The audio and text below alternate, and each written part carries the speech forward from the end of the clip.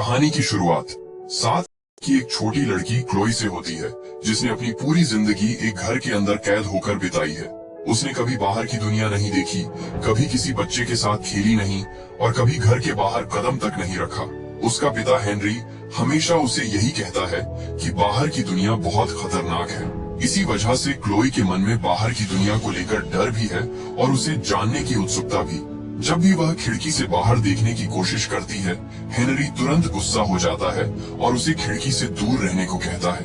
Henry का व्यवहार देखकर ऐसा लगता है जैसे वह कोई बहुत बड़ा राज छुपा रहा हो। उसे हमेशा इस बात का डर रहता है कि कहीं बाहर का कोई इंसान क्लोई को देख न ले। जब भी वह खाने पीने का सामान लेने घर से बाहर जाता है, तो जाने से पहले क्लोई को बार बार एक इमरजेंसी प्लान समझाता है। वह उसे बताता है कि अगर वह कभी वापस न आए तो उसे क्या करना होगा। इससे साफ पता चलता है कि हेनरी को हर समय किसी बड़े खतरे का डर सताता रहता है।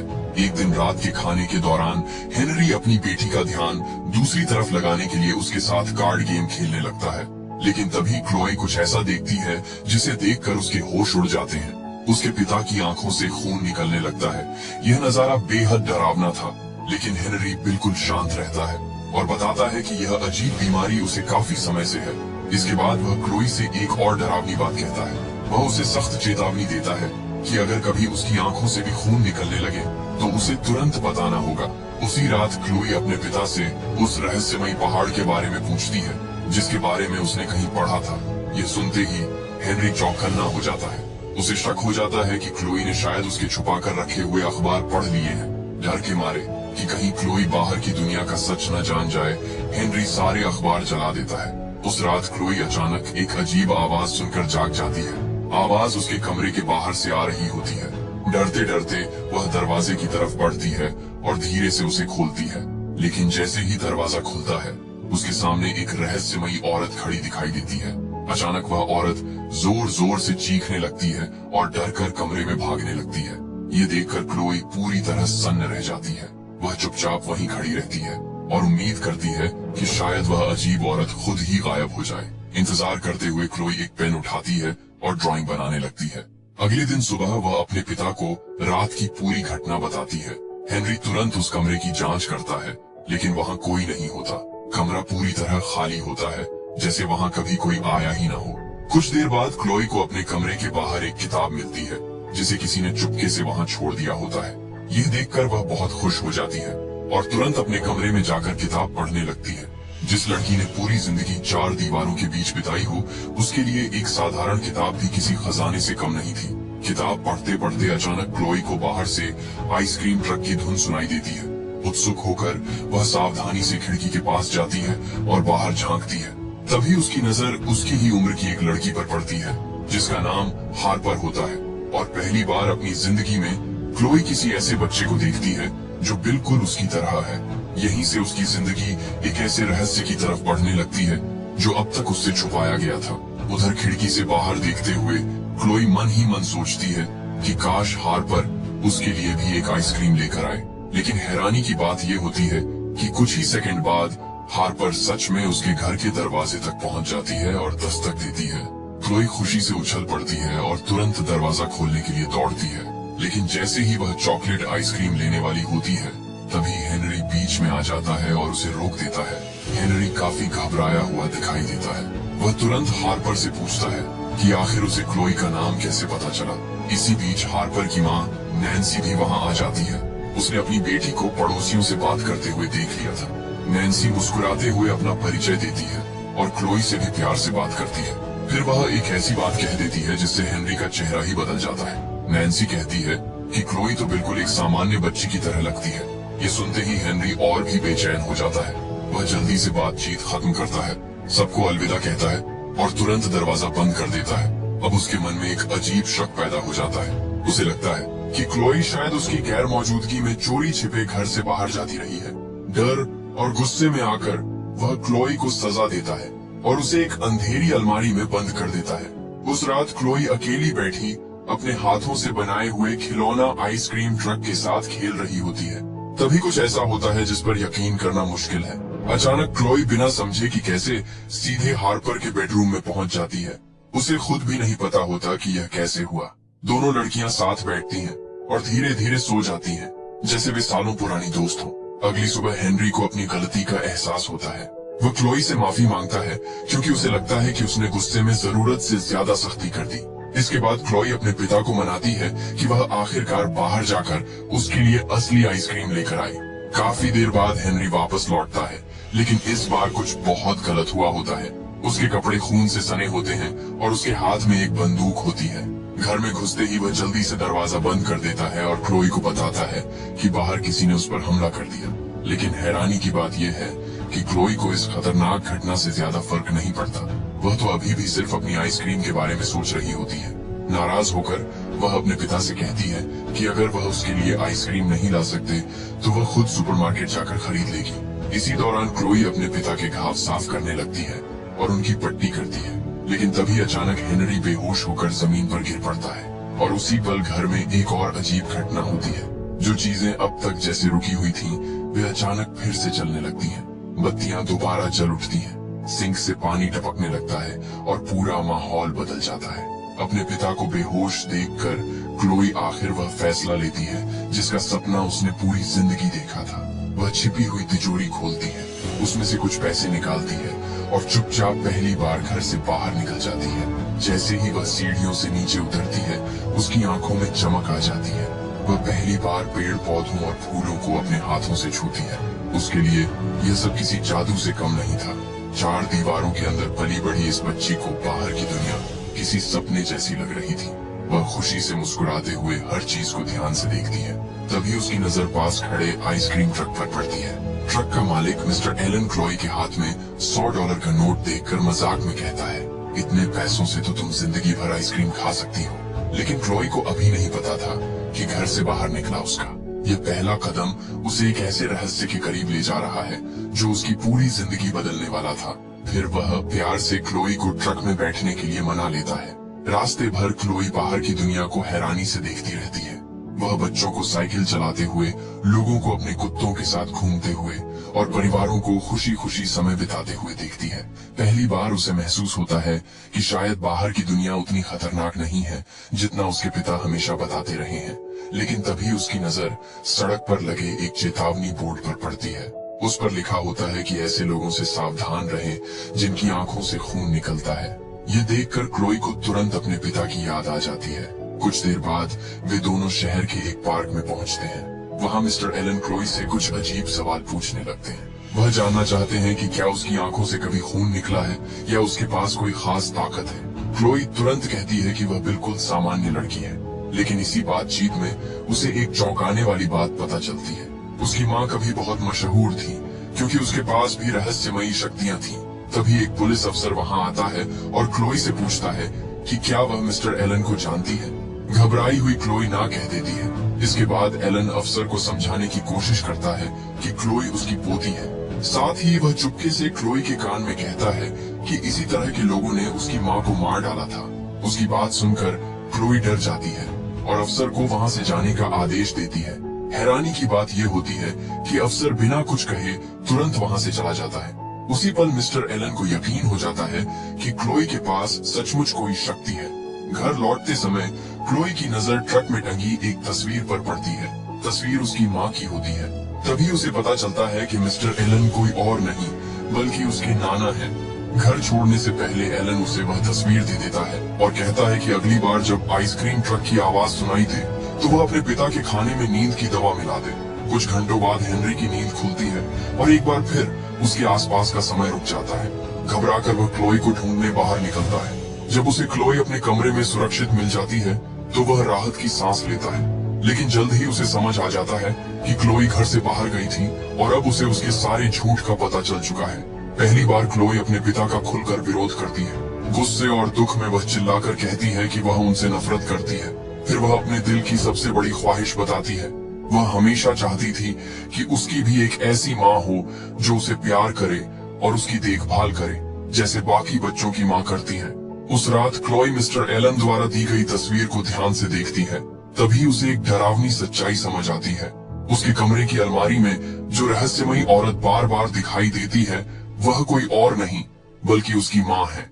जब क्लोई उसे फिर से देखती है तो वह औरत हल्की सी मुस्कुराती है। लेकिन अगले ही पल उसे एहसास होता है कि क्लोई वास्तव में उसके साथ नहीं है। वह घबराकर जोर जोर से चिल्लाने लगती है और अपने कैद करने वालों से उसे छोड़ने की भीख मांगती है। यह सब देखकर क्लोई बुरी तरह डर जाती है। वह तुरंत अलमारी का दरवाजा बंद कर देती है और वहां से भाग जाती है। थोड़ी देर बाद जब वह हिम्मत करके दोबारा देखती है तो वह औरत पूरी तरह गायब हो चुकी होती है। डरी हुई क्लोई ये सब अपने पिता को बताने नीचे जाती है, लेकिन तब तक हेनरी गहरी नींद में सो चुका होता है। तभी क्लोई की नजर लिविंग रूम में चल रही टीवी पर पड़ती है। वह चुपके से हेनरी के हेडफोन पहन लेती है ताकि आवाज सुन सके। टीवी पर एक खास खबर दिखाई जा रही होती है जिसे एजेंट रे नाम की एक महिला होस्ट कर रही होती है। वह एक ऐसी संस्था के लिए काम करती है जो सुपर पावर वाले लोगों को संभालती है। इन लोगों को आम लोग फ्रीक्स कहते हैं।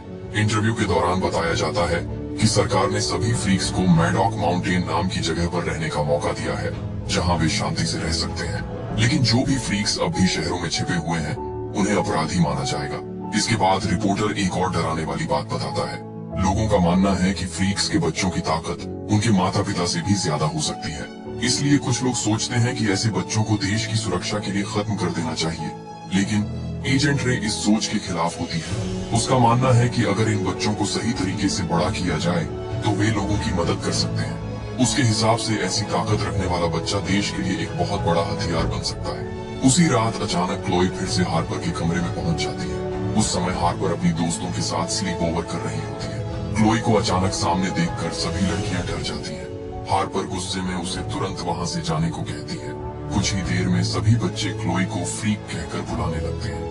ये सुनकर क्लोई का दिल टूट जाता है। डरी हुई क्लोई छिपने के लिए कमरे की अलमारी की तरफ दौड़ती है, लेकिन जैसे ही वह दरवाजा खोलती है सामने वही रहस्यमयी औरत दिखाई देती है। इस बार क्लोई देखती है कि वह औरत जंजीरों में जकड़ी हुई है, जैसे किसी कैदी को बंद करके रखा गया हो। क्लोई धीरे धीरे उसके पास जाती है और उसे शांत करने की कोशिश करती है, लेकिन वह औरत मैरी सोचती है कि यह सिर्फ उसका भ्रम है और वह क्लोई को दूर जाने के लिए कहती रहती है। फिर अचानक मैरी को महसूस होता है कि क्लोई सच में उसका हाथ छू रही है। उसी पल उसे यकीन हो जाता है कि उसकी बेटी सचमुच उसके सामने खड़ी है। ये समझते ही वह क्लोई को कसकर गले लगा लेती है और खुशी के मारे रो पड़ती है। उसे यकीन ही नहीं होता कि उसकी बेटी अब भी जिंदा है। मैरी जल्दी ही समझ जाती है कि क्लोई को भी वही सुपर पावर मिली है जो उसके पास है। लेकिन दुख की बात यह है कि वह क्लोई से कहती है कि वह अभी उसके साथ घर नहीं आ सकती और उसकी देखभाल भी नहीं कर सकती। अगली सुबह क्लोई एक नया फैसला करती है। अब उसे लगता है कि अगर उसकी असली माँ उसके साथ नहीं रह सकती तो वह नैन्सी के साथ रहना चाहती है। क्लोई को लगता है कि नैन्सी बिल्कुल वैसी माँ है जैसी वह हमेशा चाहती थी। लेकिन जैसे ही क्लोई घर छोड़कर जाने की कोशिश करती है, हेनरी उसे दरवाजे पर रोक लेता है। गुस्से और दुख में क्लोई मन ही मन चाहती है कि उसके पिता हमेशा के लिए गायब हो जाए। ये सुनकर हेनरी उदास हो जाता है। वह कहता है कि एक दिन उसके दुश्मन सच में उसे मार देंगे और जब ऐसा होगा तब क्लोई पूरी तरह अकेली रह जाएगी और अपनी इस इच्छा पर पछताएगी। कुछ देर बाद क्लोई ऐसा दिखाती है जैसे उसे अपनी बात पर पछतावा हो रहा हो, लेकिन उसके मन में अब भी कुछ और ही चल रहा होता है। इसके बाद क्लोई चुपके से हेनरी के जूस में नींद की दवा मिला देती है।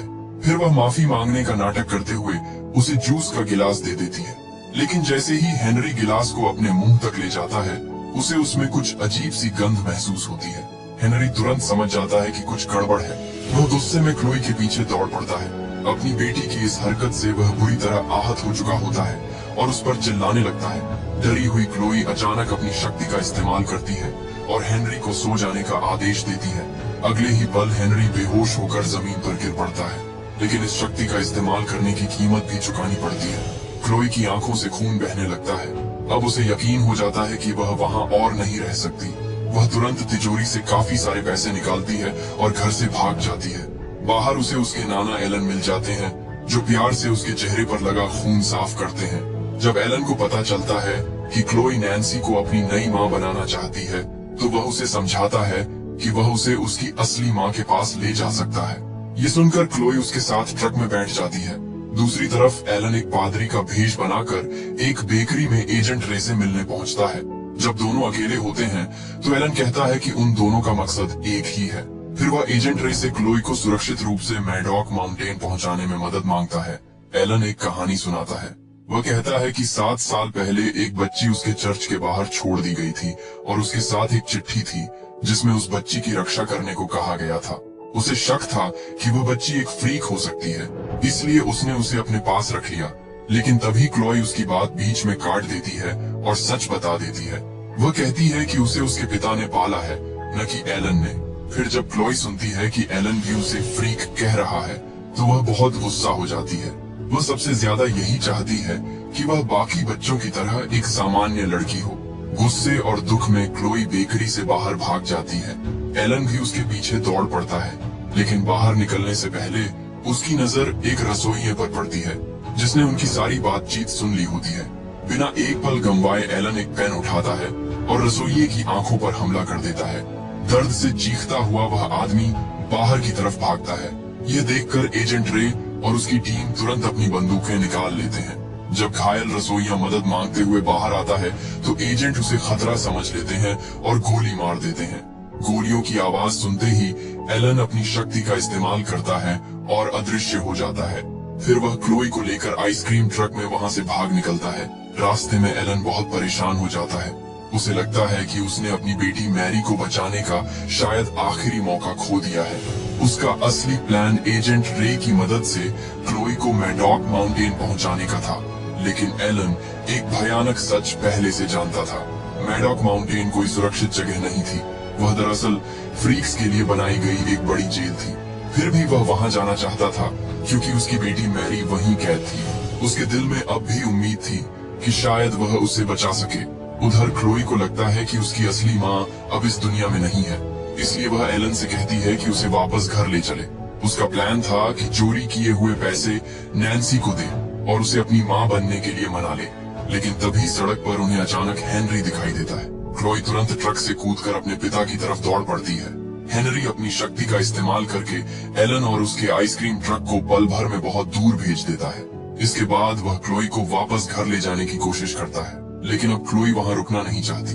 वह अपने पिता को उसे छोड़ देने का आदेश देती है और नैन्सी के घर की तरफ भागने लगती है। सड़क पार करते समय एक तेज रफ्तार कार लगभग उसे टक्कर मार ही देती है, लेकिन आखिरी सेकंड में हेनरी अपनी शक्ति का इस्तेमाल करता है और पूरे समय को धीमा कर देता है। इसी वजह से वह क्लोई की जान बचा लेता है और यही पहली बार क्लोई को पूरी सच्चाई समझ आती है। उसके पिता उसे कैद नहीं कर रहे थे, बल्कि इतने सालों से हर खतरे से उसकी रक्षा कर रहे थे। लेकिन तभी हेनरी एक ऐसा सच बताता है जो सब कुछ बदल देता है। वो बताता है कि उसने अपने घर के चारों तरफ एक खास टाइम बबल बना रखा है। इस बबल के अंदर समय बहुत धीरे चलता है, जबकि बाहर की दुनिया में समय सामान्य रफ्तार से आगे बढ़ता रहता है। यही वजह है कि हेनरी और क्लोए घर के अंदर पूरे 7 साल साथ रहे, लेकिन बाहर की दुनिया में सिर्फ 2 महीने ही बीते।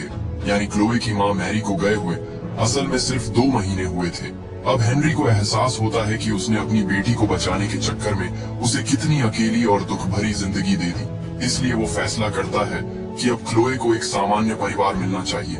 वह चाहता है कि नैन्सी और स्टीव क्लोए को गोद ले लें। असल में कई साल पहले हेनरी ने अपने पड़ोसियों से एक समझौता किया था, अगर उसके साथ कभी कुछ हो जाए तो वो क्लोए की देखभाल करेंगे। बदले में हेनरी ने उन्हें बहुत सारे पैसे देने का वादा किया था, लेकिन टाइम बबल की वजह से नैन्सी और स्टीव को वो बात ऐसे याद है जैसे सिर्फ 1 महीने पहले हुई हो। उन्होंने तो अपनी बेटी हार्पर को भी इसके लिए तैयार नहीं किया था। जब हार्पर को पता चलता है कि क्लोए शायद उनके घर रहने आने वाली है, तो वो गुस्से से आग बबूला हो जाती है। उसे लगता है कि कोई अजीब शक्तियों वाली लड़की उसके परिवार का हिस्सा नहीं बन सकती। हालात और खराब तब हो जाते हैं जब नैन्सी को पता चलता है कि क्लोए रात में बार बार टेलीपोर्ट होकर हार्पर के कमरे में पहुंच जाती है और उसे डरा देती है। अब नैन्सी साफ कह देती है कि उसे गोद लेने वाले फैसले के बारे में सोचने के लिए और समय चाहिए। ये सुनकर क्लोए पूरी तरह टूट जाती है। वो हमेशा से एक माँ चाहती थी, इसलिए वो अपनी शक्तियों का इस्तेमाल करके नैन्सी के दिमाग में घुस जाती है और उसे जबरदस्ती ये कहने पर मजबूर कर देती है कि वो उससे प्यार करती है। कुछ पल के लिए क्लोए को लगता है कि उसका सपना पूरा हो गया, लेकिन थोड़ी ही देर बाद नैन्सी को समझ आ जाता है कि क्लोए ने उसके दिमाग को कंट्रोल किया था। अब नैन्सी बुरी तरह डर जाती है। वो तुरंत हेनरी और क्लोए को अपने घर से बाहर निकाल देती है। यहीं पर क्लोए को महसूस होता है कि एक सामान्य परिवार पाने का उसका सपना हमेशा के लिए टूट चुका है। इसी बीच हेनरी देखता है कि क्लोए की आंखों से खून निकल रहा है। उसे समझ आ जाता है कि उसकी शक्तियां पहले से कहीं ज्यादा खतरनाक होती जा रही हैं। डर के मारे हेनरी एक बार फिर क्लोए को उसी अंधेरी अलमारी में बंद कर देता है और खुद एलन से बात करने चला जाता है। अकेली बैठी क्लोए को अचानक फिर से अपनी माँ मैरी दिखाई देती है, क्योंकि क्लोए अभी भी यही मानती है कि उसकी माँ मर चुकी है, इसलिए उसे लगता है कि वो कोई भूत है। लेकिन अगले ही पल कुछ ऐसा होता है जो उसके होश उड़ा देता है। वो देखती है कि एक जेल का दरवाजा खुलता है और हथियारबंद गार्ड मैरी को घसीटते हुए कहीं ले जा रहे हैं। मैरी मदद के लिए चिल्ला रही होती है। तभी क्लोए को सच्चाई समझ आती है, उसकी माँ जिंदा है। घबराकर वो अपने पिता को बताने की कोशिश करती है, लेकिन हेनरी उसकी एक नहीं सुनता और दरवाजा बंद कर देता है। अब क्लोए का गुस्सा फूट पड़ता है। वो अपने पिता को जान से मारने की धमकी देती है और अपनी शक्तियों से उन्हें मजबूर कर देती है कि वो खुद पर स्क्रू ड्राइवर तान ले। उस पल हेनरी समझ जाता है कि अब क्लोए उसकी पकड़ से बहुत आगे निकल चुकी है। आखिरकार वो दरवाजा खोल देता है, लेकिन तब तक बहुत देर हो चुकी होती है। अपनी शक्तियों का जरूरत से ज्यादा इस्तेमाल करने की वजह से क्लोए के मुंह से भी खून निकलने लगता है और वो अचानक बेहोश होकर गिर जाती है। डरा हुआ हेनरी तुरंत उसे उठाकर बाहर लाता है और एलन से मदद मांगता है। जब क्लोए को होश आता है तो वो बताती है कि उसने अपनी माँ को किसी जेल जैसी जगह में देखा है। हेनरी उसकी बात मानने से इनकार कर देता है, लेकिन तभी एलन एक ऐसा राज खोलता है जिसे सुनकर सब हैरान रह जाते हैं। वो बताता है कि उसने कुछ समय पहले पता लगाया था कि मैरी अभी भी जिंदा है और उसे मैडॉक माउंटेन में कैद करके रखा गया है। ये सुनते ही हेनरी गुस्से से भर जाता है। उसे लगता है कि एलन ने सालों पहले मैरी को मौत के मुंह में धकेल दिया था, लेकिन अब हेनरी के पास सिर्फ एक रास्ता बचा है, उसे अपनी पत्नी को वापस लाना ही होगा।